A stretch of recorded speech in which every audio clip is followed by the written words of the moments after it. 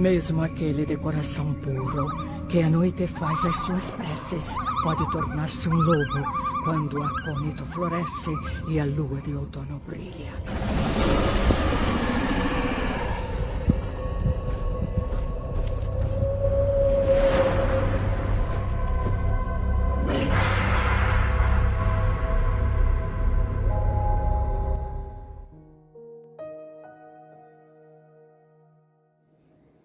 Meu nome é Paulo. Não vou dizer onde ocorreu o fato. E por motivos óbvios, vou alterar o nome dos meus amigos. Mas posso afirmar a vocês que o que vou contar é verdadeiro. O relato se passa lá pelos idos de 1990. Cláudio, o mais velho de nós, já trabalhava vendendo verduras numa feira na cidade. E lá conheceu um senhor que ofereceu para que a gente fosse pescar no seu sítio que ele tinha comprado há pouco tempo. Ele falou para meu amigo que também gostava de pescar, mas não tinha tido tempo para ir até o açude que ficava aos fundos da sua nova propriedade, próximo a uma mata. Então, Cláudio nos convidou e fomos. Era uma sexta-feira. Chegamos no final do dia e queríamos passar a noite por lá. Chegando lá, o seu Adão, dono do sítio, veio nos receber animadamente, mas disse que, infelizmente, não poderia ir conosco, pois estava meio resfriado e o melhor remédio para isso era uma boa noite de cama. Na hora, até gostamos. Afinal, ele não era nosso amigo e nem o conhecíamos. E só nós três seria aquela farra de gurizada pescando, tomando vinho e rindo ao redor da fogueira. Ele nos explicou como chegar ao açude e lá fomos nós. Tudo corria bem. Já tínhamos pescado algumas traíras e carpas. O açude era bom de pesca. Deixamos as linhas na água e conversamos e comíamos peixes que assávamos na fogueira que estava alta com muita lenha. Até parecia fogueira de arraial de São João, pois a noite era de lua cheia. Mas o lugar era escuro mesmo assim. Estávamos bem felizes, contando mentiras um para o outro, histórias repetidas que conhecíamos de trás para frente. Mas ríamos de qualquer forma. Foi quando eu ouvi um rosnar vindo da direita de onde eu estava. Era um pomar bem fechado que tinha por ali. Chamei a atenção de Cláudio e João. Pedi silêncio. Paramos de rir e ouvimos o som de galhos secos sendo pisados, de forma pesada e lenta.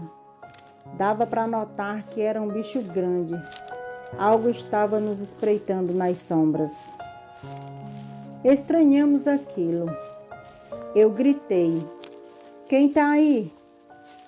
Não tive resposta, mas notamos que o bicho parou. Ficou um silêncio estranho. Toda a mata estava quieta. E do nada, ouvimos um uivo muito alto e forte. Com certeza era um lobo. Mas não existiam lobos na nossa região. Só tinha ouvido falar algo parecido com aquele som em filmes de lobisomem. Nos juntamos grudados na fogueira e começamos a falar baixinho. "O que é isso? Pai do céu, só pode ser assombração." Tremíamos. Foi que notamos que a coisa estava bufando mais próximo de nós. Já dava para ver um vulto escuro se movendo entre as árvores. E novamente uivou alto. Agora parecia um urro, um grito para nos assustar. E ele conseguiu. Chegamos a nos abaixar, como se isso adiantasse. Então, o monstro saiu de trás das moitas e árvores. Foi a nossa vez de gritar. Hoje a cena é até engraçada de lembrar. Nos abraçamos e ficamos pulando de medo, os três apavorados. O bicho era enorme, pelos escuros, braços muito longos e a parte mais apavorante eram as pernas. Pareciam quebradas, os joelhos para trás e curtas. E o pior, o ser estava caminhando sobre essas duas pernas e não de quatro como deveria ser. Parecia um orangotango, mas não era um. A gente sabia que era um lobisomem e que ele iria nos matar ali mesmo. Nenhum de nós tinha armas, apenas pequenas facas de pesca. Aqueles olhos amarelos pareciam dois faróis a nos fitar. Vinha rosnando cada vez mais alto e mais próximo de nós. Ele se abaixou. Agora caminhava como uma onça pronta para dar o bote. Nós estávamos sem reação. Eu rezava, Cláudio chorava e João era o que parecia menos assustado. Mas também tremia. Então ele falou: "Quando eu gritar pula, vocês pulam." Não entendi, só consenti com a cabeça, mas sem olhar para ele, pois não conseguia tirar os olhos daquele horror peludo que estava a menos de 2 metros de nós. Dava para sentir o cheiro podre vindo dele. O bicho sentou e uivou alto e se encolheu. Notamos que ele daria o bote fatal. E ele deu. Mesmo grande, ele era ágil. Todavia, nós também éramos. João berrou: "Pula agora!" E nos empurrou e caímos os três no açude. Ouvi um berro de dor. Virei para a margem e vi a besta fera tentando sair de cima da fogueira. O bicho havia dado o bote errado. Conseguimos sair a tempo e ele acabou caindo em cima da fogueira. Olhei para os lados e vi meus amigos que estavam ali bem. Todos olhavam para o bicho que tentava rolar na grama para apagar o fogo que o queimava. Dava para sentir o cheiro de pelo e pele queimando. Mas era época de estiagem e tudo estava seco. Quanto mais ele rolava, mais se queimava. Chegava a deixar rastro de fogo na relva seca. Ele se levantou, urrava de raiva e de dor, e saiu em disparada para o lado em que veio. Para nossa sorte, ele não era inteligente o bastante a ponto de saber que poderia apagar o fogo na água do açude. Ficamos ali na água mais 1 hora, quando vimos ao longe um clarão, como se algo pegasse fogo alto. Tomamos coragem e saímos do açude. Conversamos baixinho sobre o que fazer. A fogueira já estava só em brasas.